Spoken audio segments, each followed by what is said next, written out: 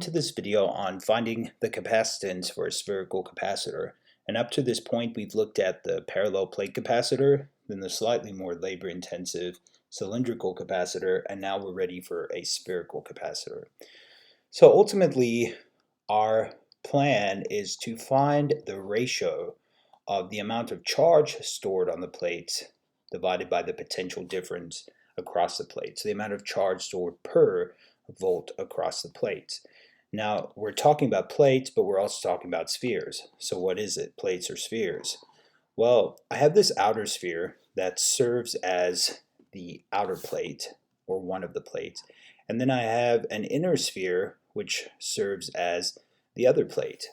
Now, these are concentric spheres, although they look like concentric circles here, or a donut, because I'm drawing a cross section. Now, we're going to give some dimensions to this. Let's say that the inner sphere has a radius of A, the outer sphere has a radius of B. The inner sphere has a positive Q charge, the outer sphere a negative Q charge. So my goal is to figure out the capacitance, right, of this. So how much charge can be stored on here per potential difference across the two spheres. Now, as I look at this right here, I am trying to figure out where to start. So my first thing to do is, hey, I've got to find an expression for Q, or just leave Q as Q, and I need to find an expression for V. Well, in order to find an expression for V, the potential difference across the plates, the way I go about doing that is I figure out an expression for the electric field within the capacitor, or the electric field between the plates. So let's just visualize that. Here we have our high potential plate, positive Q, and our low potential plate. So the electric field lines point away from positive, or away from high potential, towards low potential. And so I have something that looks somewhat like this. So this electric field now, I need an expression for it, because I know that I can integrate that expression to get the potential difference, right?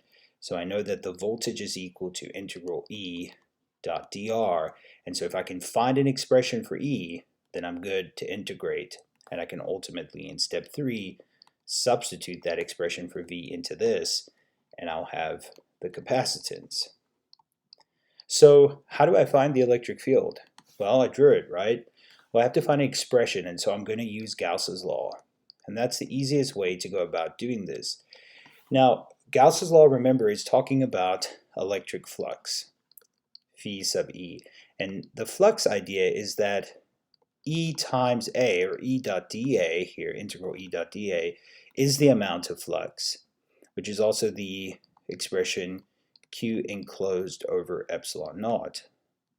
So in other words, what that means is, if I create a surface through which there could be electric flux, if I pick very carefully, right, I can say that the electric field is constant at any point on that surface.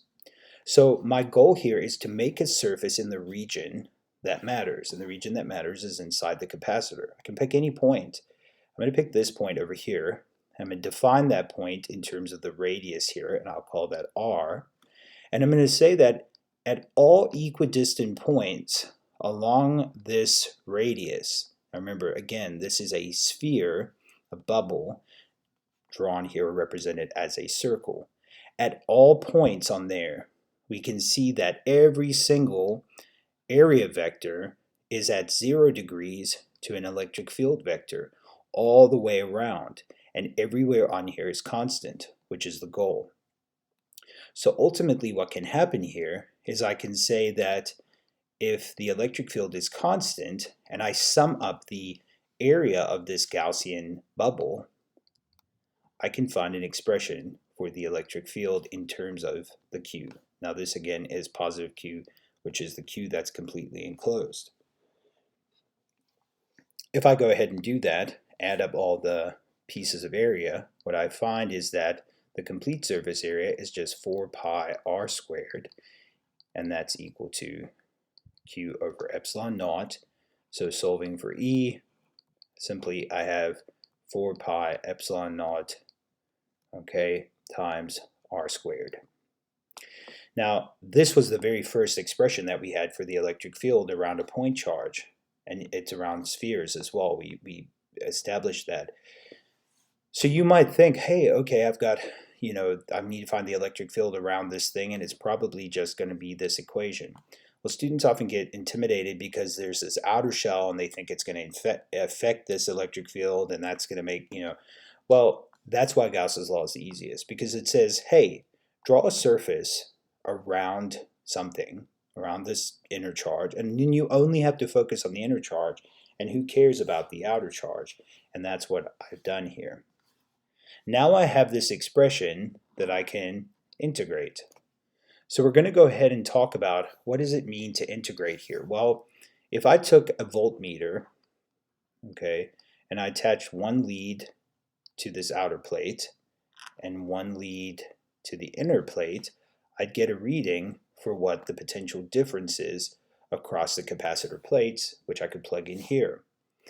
But I'm trying to get an expression for capacitance, right? And the expression is going to be about the geometry of this capacitor, because that's what affects how much charge it can hold per volt.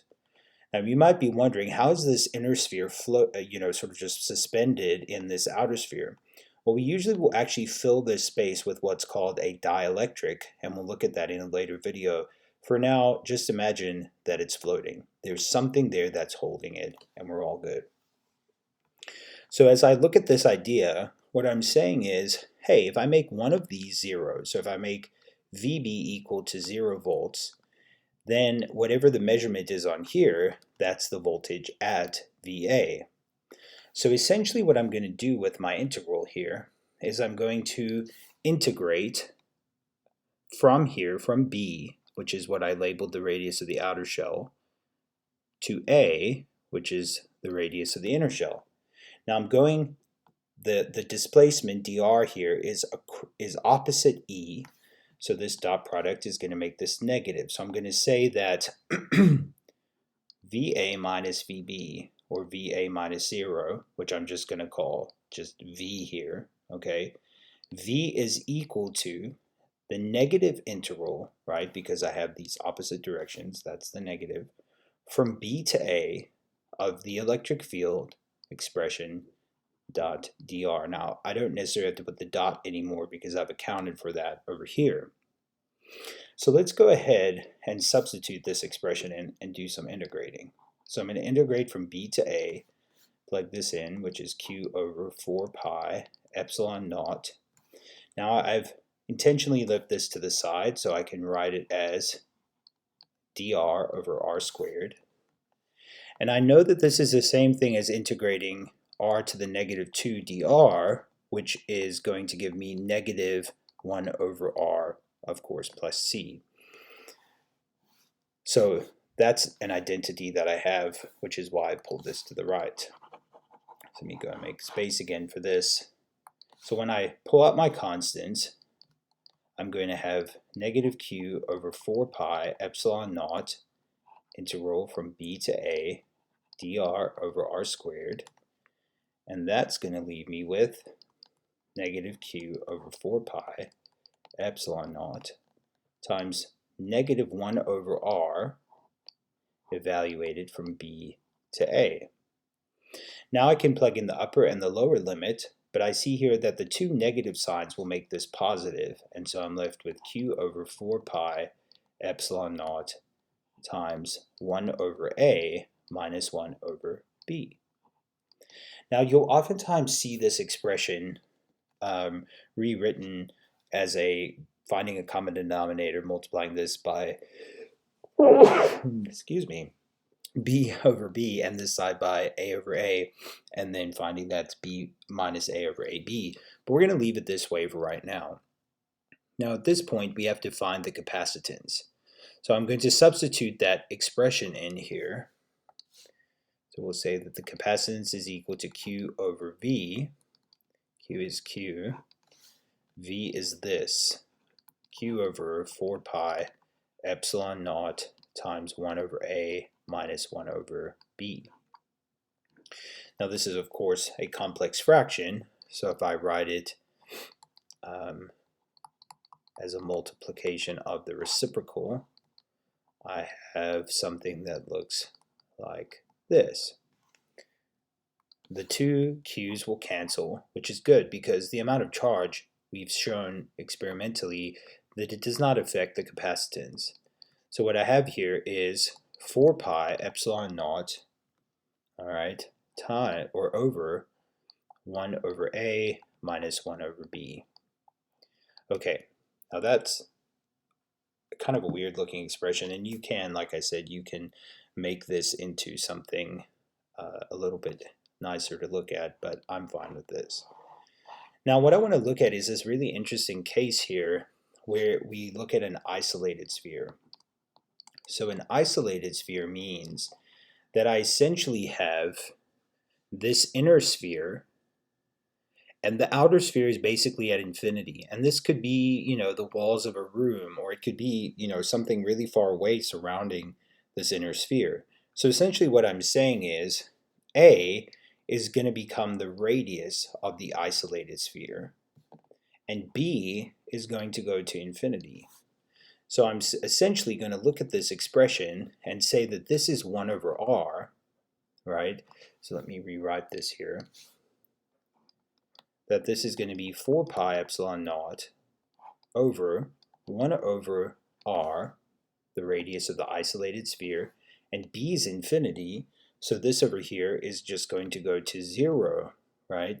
And so when I look at that, and I look at this as multiplying by the reciprocal, I have that the capacitance of just this one isolated sphere is going to be 4 pi epsilon naught times r. And this is a really cool expression because we will see that there is actually energy associated with an isolated sphere in a space according to this expression here. So at the surface of that sphere, we would have a capacitance to store charge because there would be a potential at the surface as well. So we could calculate it that way. So remember, the main goal here is we're trying to truly understand how this capacitor sets up geometrically so that we can make it useful in subsequent videos.